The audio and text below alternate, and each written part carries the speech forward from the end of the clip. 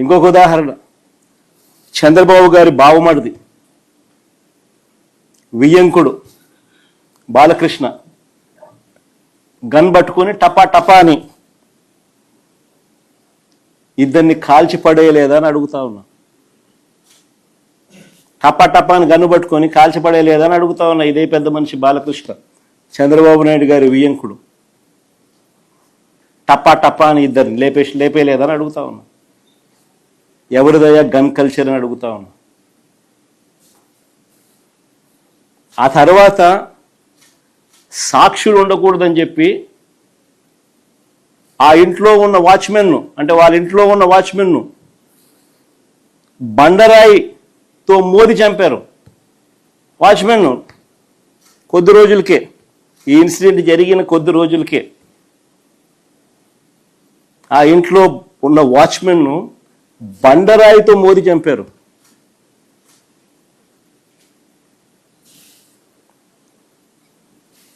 ఇంకొక ఇన్సిడెంట్, పాపం ఎన్టీఆర్ గారు అబ్బాయి హరికృష్ణ గారు యాక్సిడెంట్లో ఆయన చనిపోతే పరామర్శ కోసం అని చెప్పి పోయి చంద్రబాబు నాయుడు గారు పోయి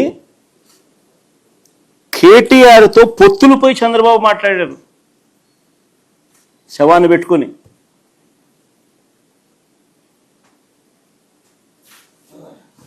మరి ఎవరిదయ్యా శవరాజకీయాలని అడుగుతా ఉన్నా.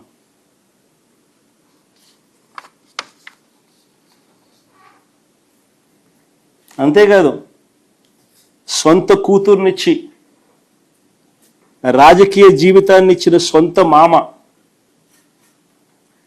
తండ్రితో సమానమైన ఎన్టీఆర్ గారిని వెన్నుపోటు పొడిచి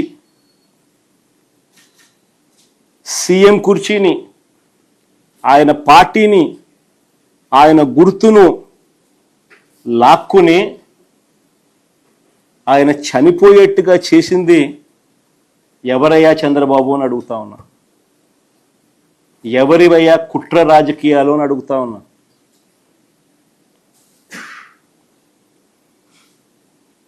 మరో ఇన్సిడెంట్, వంగవీటి మోహన్ రంగారావు గారు ఒక టైగర్. ఆయన ఎలా చనిపోయారు? పేదలకు ఇళ్ల పట్టాలు ఇవ్వాలని విజయవాడలో నిరాహార దీక్ష చేస్తూ ఉంటే అర్ధరాత్రి చంద్రబాబు నాయుడు గారి గవర్నమెంట్, తెలుగుదేశం పార్టీ అధికారంలో ఉంది, అర్ధరాత్రి నరికి చంపారు. ఈ ఘటనలో వేళ్ళన్నీ కూడా చంద్రబాబు గారి వైపే చూపిస్తాయి. హరిరామ జోగయ్య గారు అప్పట్లో తెలుగుదేశం పార్టీ మంత్రి, చంద్రబాబు నాయుడు గారి సహచరుడు, అప్పట్లో తెలుగుదేశం పార్టీలో మంత్రి. ఆయన ఏకంగా పుస్తకం రాశాడు ఏ రకంగా ఇన్సిడెంట్ జరిగింది, చంద్రబాబు నాయుడు గారి పాత్ర ఎంత బలంగా ఉంది అని చెబుతూ. ఆ వంగవీటి మోహన్ రంగారావు గారి హత్య కేసులో ఒక ప్రధాన నిందితుడు వెలగపూడి రామకృష్ణబాబు ఇప్పుడు తెలుగుదేశం పార్టీ ఎమ్మెల్యే.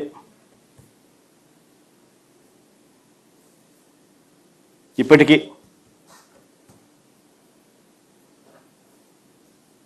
ఇంకా ముందుకు పోదాం. హత్య రాజకీయాలు ఎవరియో, కుట్ర రాజకీయాలు ఎవరియో, శవ రాజకీయాలు ఎవరియో, ఇవన్నీ కూడా ప్రజలందరికీ కూడా తేటతెల్లం అవుతా ఉన్నాయి. ఎన్టీఆర్ గారి మీద దాడి చేసిన కేసులో మల్లెల బాబ్జీ అనే వ్యక్తిని పోలీసులు అరెస్ట్ చేశారు. కొన్నాళ్ళ తర్వాత అతను ఒక లాడ్జీలో డెడ్ బాడీగా మారారు.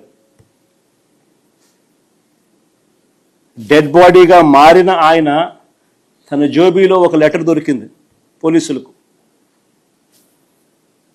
ఆ లెటర్ సారాంశం ఏమిటంటే తనకు 3 లక్షలు ఇస్తానని చెప్పి చివరికి 30,000 ఇచ్చారని దాని సారాంశం.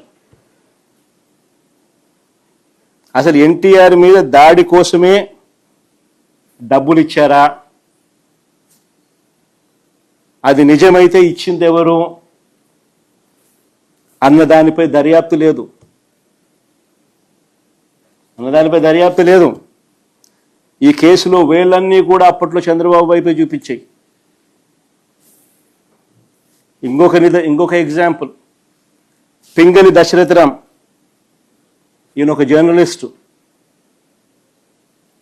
విజయవాడలో ఎన్కౌంటర్ అనే ఒక పత్రికను పెట్టి టీడీపీ ప్రభుత్వ అవినీతిని ప్రశ్నిస్తూ ఉంటే ఈ వ్యక్తిని హైదరాబాదు నుంచి బస్సు దిగి రిక్షాలో ఇంటికి వెళ్తూ ఉంటే కత్తులతో దారుణంగా దాడి చేసి చంపారు.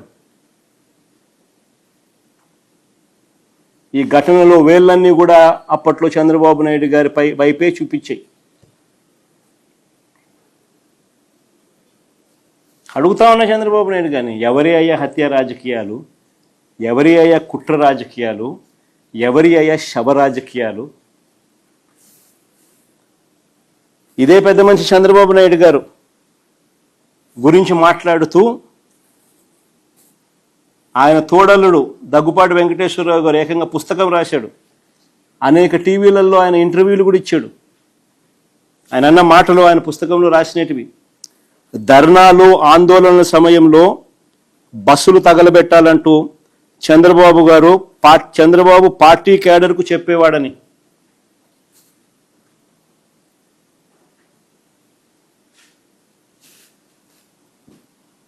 బస్సులు తగలబెట్టకపోతే ఆ ధర్నాలు కావంట.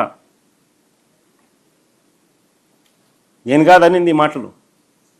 స్వయంగా ఆయన తోడల్లుడు దగ్గుపాటి వెంకటేశ్వరరావు గారు అనేక టీవీ ఇంటర్వ్యూలలో ఆయన రాసిన పుస్తకంలో చంద్రబాబు నాయుడు గారి కుట్రలు, రాక్షస రాజకీయం గురించి వివరించిన మాటలు ఇవి. హరిరామ్ జోగయ్య గారి గురించి కూడా నేను ఇంతకు ముందే చెప్పా. ఆయన కూడా చంద్రబాబు నాయుడు గారితో సహచరుడు, మంత్రి. ఏ రకంగా చంద్రబాబు నాయుడు గారు కుట్రలు చేస్తారు, రాక్షస రాజకీయాలు చేస్తారు అన్నది ఆయన కూడా సువివరంగా కూడా వివరించినాడు. హత్యలతోనూ, వెన్నుపోట్లతోనూ, శవాలతోనూ, కుట్రలతోనూ రాజకీయాలు చేస్తున్నది చంద్రబాబు అయితే, విలువలు, విశ్వసనీయత, మాటకు కట్టుబడి రాజకీయాలు చేస్తా ఉన్నది మేము. గర్వంగా కూడా చెప్తా ఉన్నాను నేను ఈ మాట. వైఎస్ఆర్ కాంగ్రెస్ పార్టీ జగన్ గురించి నేను ఒకటే గర్వంగా కూడా చెప్తా ఉన్నా. జగన్ మంచోడు కాబట్టే మా తాతను రాజారెడ్డి గారిని చంపిన వాళ్ళు ఈ రోజుకి కూడా ప్రశాంతంగా బతుకుతూ ఉన్నారు. జగన్ చెడ్డోడైనంటే వాళ్ళంతా బతుకుండే వాళ్ళ?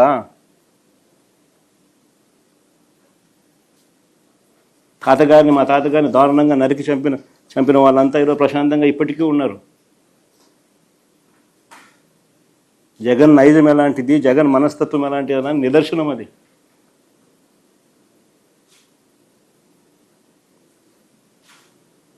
వారికి ఎప్పటికీ ఏమీ కాదు. ఎందుకనంటే మాకు నేర్పించింది రాజకీయాలు ఎలా చేయాలని మాకు నాన్న నేర్పించింది హత్యలు చేయమని కాదు, చంద్రబాబు నాయుడు గారి మాదిరి ప్రజలకు మంచి చేసి మంచి పేరు తెచ్చుకొని రాజకీయాలు చేయాలని. అది చంద్రబాబుకు మాకు ఉన్న డిఫరెన్స్.